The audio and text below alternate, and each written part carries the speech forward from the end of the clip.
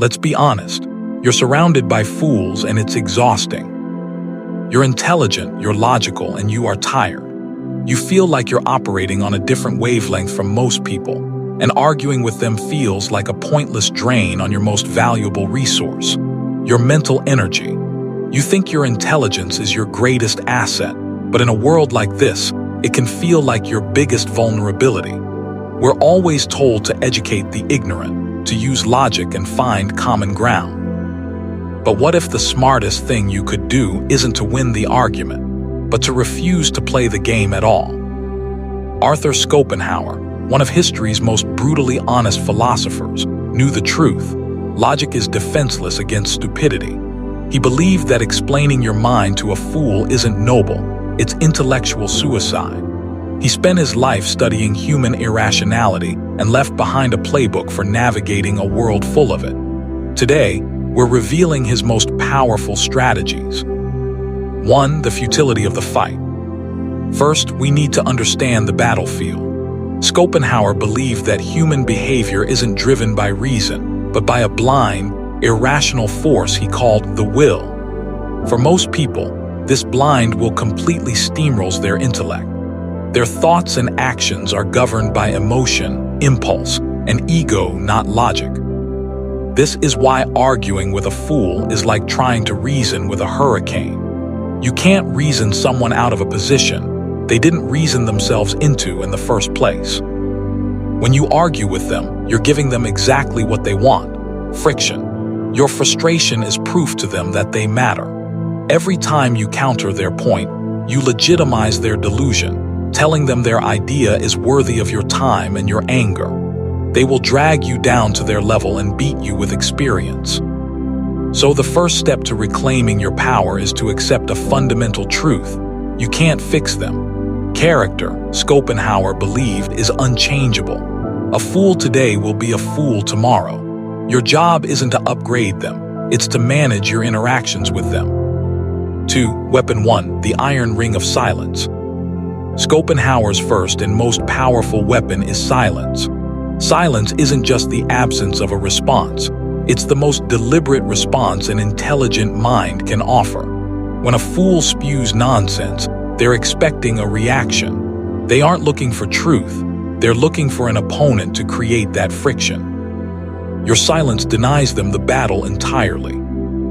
Intellect is invisible to those who lack it. Trying to explain a complex idea to a simple mind is like trying to describe color to someone born blind. It's a complete waste of your precious energy. As Schopenhauer wrote, it's better to show your intelligence by saying nothing than by speaking out, because silence is a matter of prudence, while speech has a touch of vanity. Think of your mental energy as your most valuable currency. Every hour you spend debating a fool is an hour stolen from your own empire, from your health, your goals, and your peace. They are energy vampires who consume without producing. Silence is how you cut them off. You just walk away and let them think they won. The lion doesn't lose sleep over the opinions of sheep. By choosing silence, you're not giving up. You're asserting a quiet superiority. You're declaring that your peace is worth more than their point. As the Arabian proverb Schopenhauer prized says, the tree of silence bears the fruit of peace. 3. Weapon 2. The submission gambit. Of course, sometimes silence isn't an option. You might be in a meeting, at a family dinner, or in a situation where you have to respond. This is where Schopenhauer's most elegant and savage strategy comes into play: the submission gambit. Instead of disagreeing with a fool, you agree with them.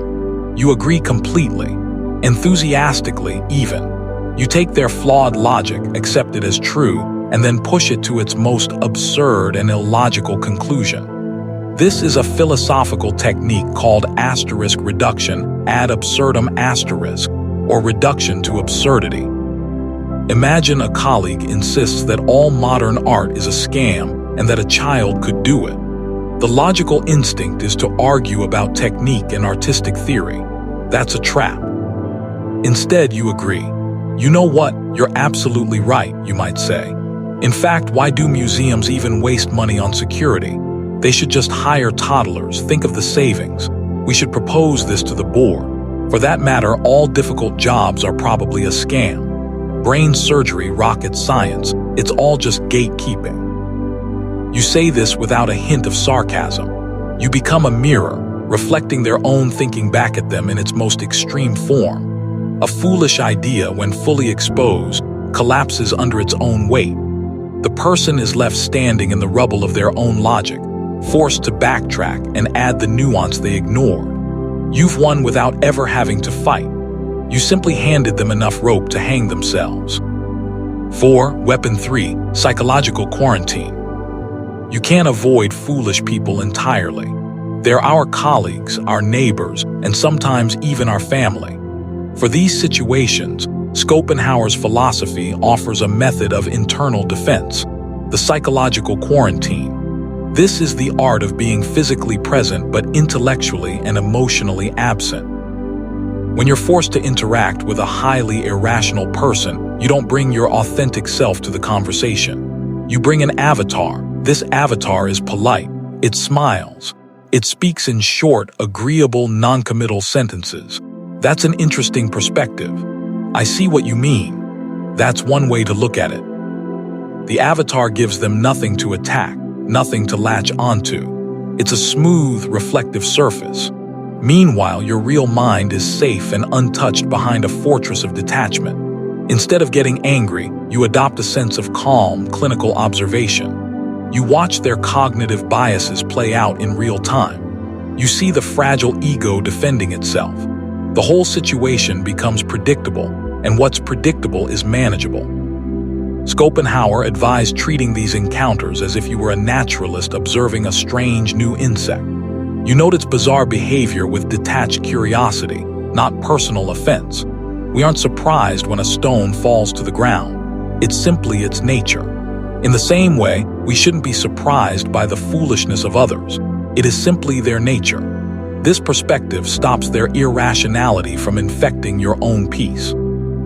5. Weapon 4. The power of feigned ignorance. One of Schopenhauer's most counterintuitive strategies is the art of playing dumb. He observed that obvious intelligence often makes other people resentful, envious, and even hostile. They don't see it as an admirable quality, but as an unfair advantage that makes them feel inferior.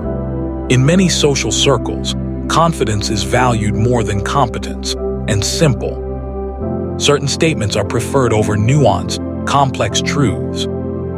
So if you're a person of great intellect in common company, it's often best to understate it. Faking a bit of ignorance can be a powerful social tool. It eases tension, lets others save face, and keeps you from becoming a target for their insecurities. By not correcting every minor error or constantly showing off your knowledge, you create a more relaxed atmosphere. This isn't about being dishonest. It's about being strategic. It's recognizing that not every conversation is a debate to be won. Sometimes, the goal is just to get through a social interaction smoothly. Letting a small inaccuracy slide or asking a simple question instead of delivering a lecture can be a sign of high social intelligence.